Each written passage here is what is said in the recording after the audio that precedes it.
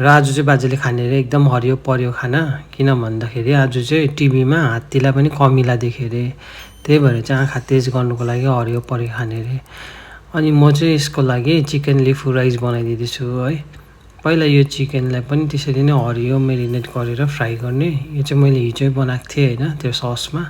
र आज चाहिँ म फेरि यो सस बनाउँदैछु है। यसको लागि चाहिँ पहिला गरम मसलामा अन्त प्याज लगाउने, त्यहाँबाट धनियाँ ब्लेन्ड गरेकोलाई लगाउने, मटर लगाएको छु, हल्का सोया लगाएको छु।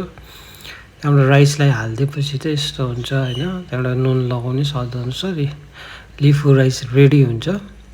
र बाजेलाई चाहिँ हरियो दिएको, यस्तो दामी भएको थियो नि गाइजहरू, यस्तो मिठो क्या। मैले ढाँटेको चाहिँ होइन, साँच्चै भनेको। अनि तपाईँहरूले नि यसरी बनाएर खानुभयो भने चाहिँ एकदमै मिठो हुँदो रहेछ। बाजेले पनि एकदमै मजाले खायो। अब कति पर्सेन्ट आँखा देख्यो देखेन होइन, त्यो भोलिको भिडियोमा म पक्का भन्छु है।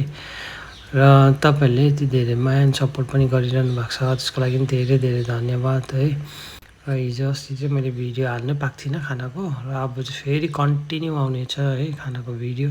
अनि मैले बनाएको भिडियोहरू चाहिँ प्रायः युट्युबमा हुँदैन होइन, यो सब मेरो इन्ग्रिडियन्ट्सहरूमा हो। कति चाहिँ कोही के चाहिँ हुनसक्छ है।